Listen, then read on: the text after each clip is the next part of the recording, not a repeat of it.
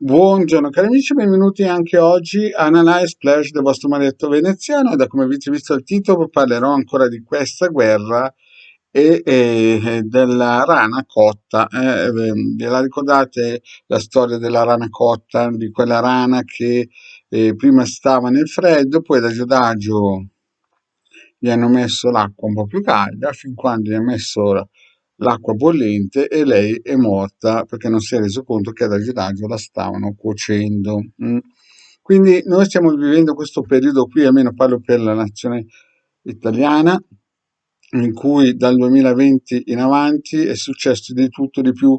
Abbiamo avuto dei decreti legge dei migliori, del governo dei migliori, pauroso. Abbiamo messo dopo 15 anni che pensiamo di vivere in una democrazia, l'ennesimo presidente del Consiglio non eletto. E quindi ci troviamo in una situazione nel 2022 veramente pesante, perché stiamo quasi quasi, non è ancora il primo aprile, uscendo da questo DCPM, stiamo affrontando forse dei momenti di libertà psicologica, soprattutto per molti che non dovranno più esibire il Super Green Pass e tutte queste cosine che ci hanno propinato in 2 anni. Questa dittatura farmacologica vi ricordo ancora, per chi non lo sapesse, che questi farmaci che ci hanno propinato sono sperimentali e la sperimentazione finisce nel 2023. Ci sono stati i premi Nobel che hanno detto che nel futuro avremo sicuramente nuove patologie dovute a questo farmaco, questo vaccino sperimentale, no? Che alcuni hanno dipinto come emergenziale, insomma, gli hanno tutti i nomi per non fare in modo di farlo capire che è una cosa inventata in 100 giorni. Quindi siamo in quel periodo lì. In più, 6 mesi fa, gridavano tutti al miracolo italiano, noi siamo i più vaccinati del mondo, noi siamo quelli che abbiamo come si dice, l'economia boom, no? E tutto a un tratto la gente si è trovata una bolletta della corrente del gas, il cibo, quella del gas soprattutto triplicato e quadruplicato.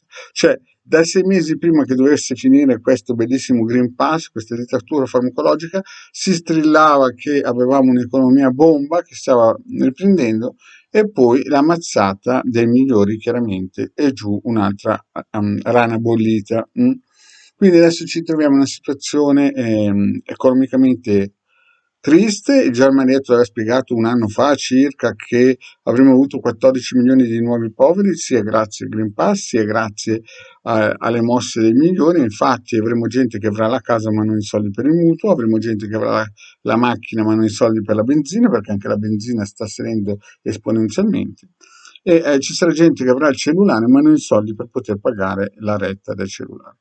Quindi stiamo andando a rotta di collo verso quella direzione. In più abbiamo ancora questa situazione di questa guerra che Marietto aveva già spiegato che sarebbe arrivata dal 2020 in avanti, invece è venuta nel 2022, diciamo così. Ho sbagliato di 2 anni, però avevo già annunciato nel 2015 che ci sarebbe stata questa situazione disagevole per l'Italia dal 2020 al 2029. Quindi gli altri che sanno che devono iniziare la guerra perché sono in quella finestrella fortunati, diciamo così, e sfortunata per noi l'hanno iniziata. Non pensate che finisca con l'Ucraina. L'Ucraina sono fratelli, praticamente cugini dei russi, figuriamoci se fanno queste cose a loro, figuriamoci cosa faranno ai polacchi, ai lituani, ai romeni e via dicendo. Quindi io adesso mi metto in sovrappressione un sigillo, il sigillo di Mosè.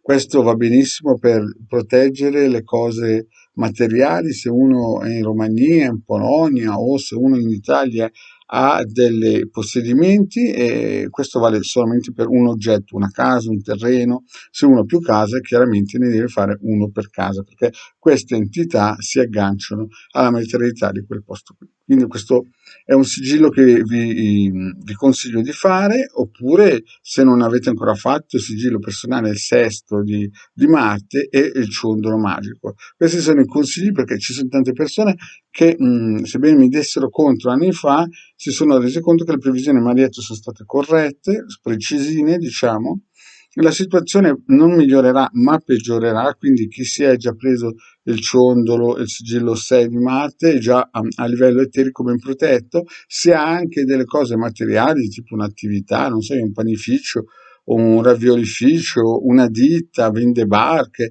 insomma, ha una casa sua, è meglio che se ha la possibilità finanziaria di acquistarsi questo sigillo di Mosè, che è di 2-3 mila anni antecedente a quello mm, a quelli salomonici.